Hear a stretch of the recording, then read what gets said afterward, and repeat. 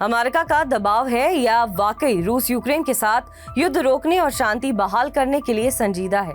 अब इसे परखने का वक्त आ गया है। गेंद अचानक से रूस के पाले में चली गई है। सऊदी अरब में अमेरिका और यूक्रेन के बीच हुई बातचीत ने रूस के ऊपर दबाव बढ़ा दिया है। इस बातचीत के एक दिन बाद यूक्रेन ने कहा है कि वो अमेरिका के प्रस्ताव पर रूस के साथ 30 दिन के सीजफायर को स्वीकार करने के लिए तैयार है।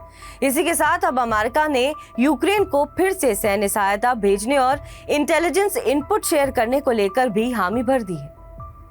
इस युद्ध विराम समझौते को दोनों पक्षों की आपसी सहमति के आधार पर बाद में आगे भी बढ़ाया जा सकता है। अमेरिका ने इस युद्ध विराम का प्रस्ताव दिया था और अब यूक्रेन इस प्रस्ताव को मानने के लिए तैयार हो गया है।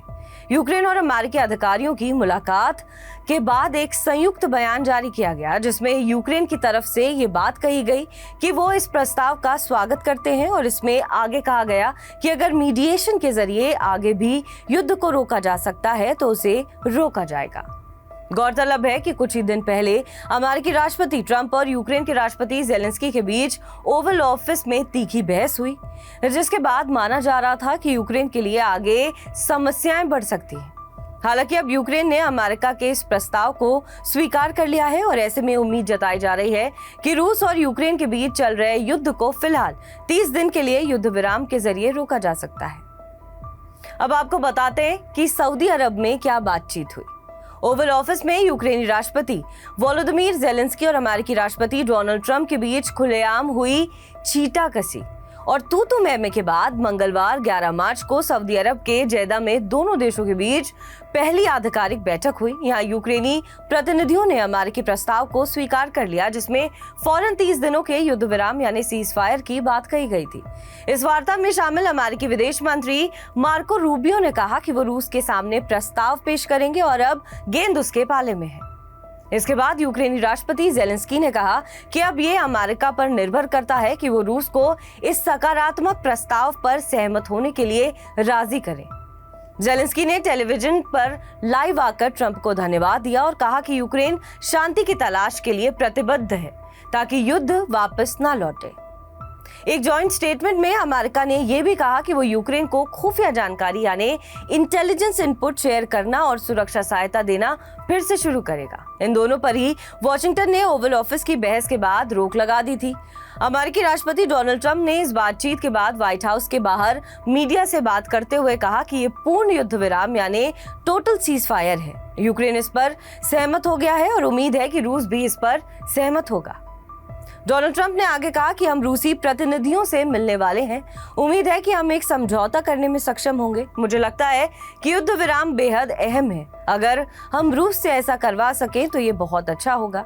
अगर हम ऐसा नहीं करा सकते तो युद्ध चलता रहेगा और बहुत सारे लोग मारे जाएंगे। सऊदी अरब में हुई शांति वार्ता के बाद रूस पर दबाव बढ़ गया है। अब पहली बार रूस को शांति के लिए अपना कमिटमेंट दिखाने को कहा जा रहा है।